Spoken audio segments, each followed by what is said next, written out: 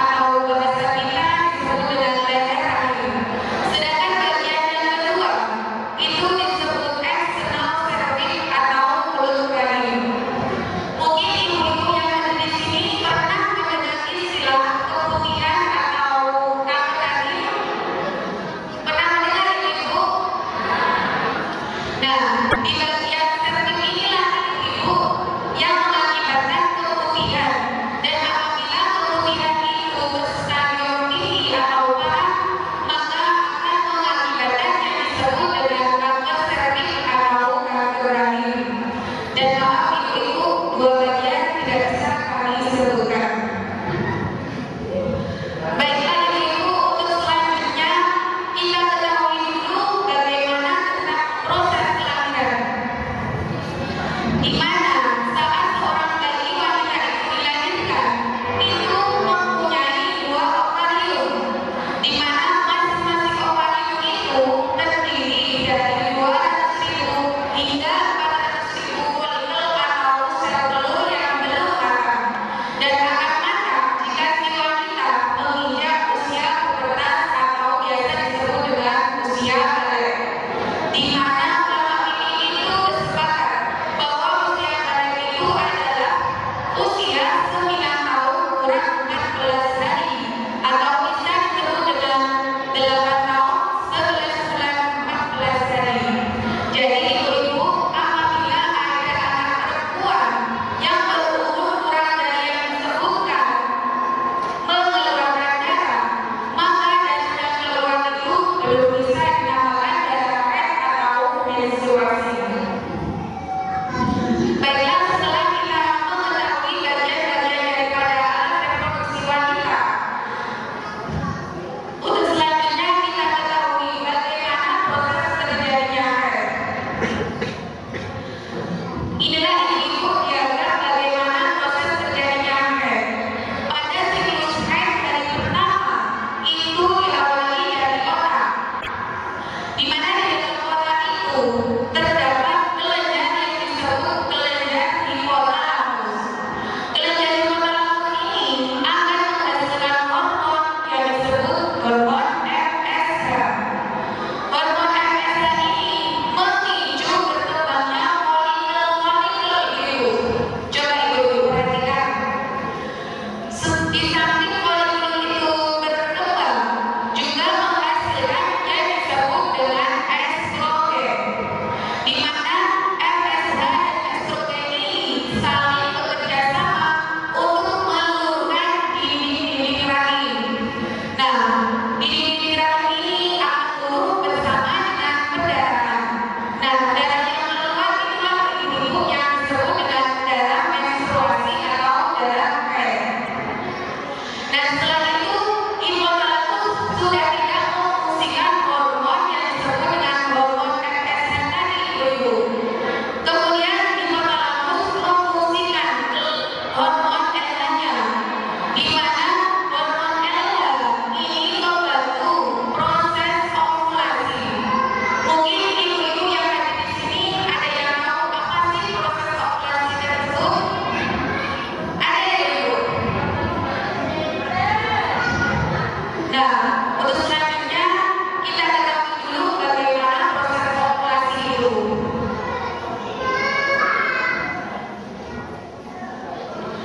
Inilah ibu proses ovulasi, di mana di dalam induk telur itu terdapat ratusan ribu folikel atau sel telur yang belum matang, dan kemudian akan berkembang dan berkembang.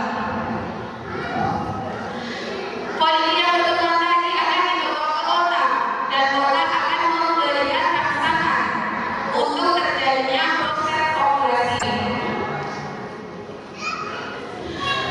Nah, inilah ibu-ibu yang disebut dengan proses ovulasi, yakni keluarnya sel telur yang telah matang dari ovarium atau induk telur tadi, dan dibawa oleh saluran buah falopik menuju ke uterus atau rahim. Nah, perlu ibu ketahui, selaput-selaput tersebut disebut dengan selaput silia, yang mana selaput silia ini akan membantu sel telur untuk menuju ke uterus atau rahim. Untuk lebih jelasnya lagi, coba ibu-ibu perhatikan mengenai proses ovulasi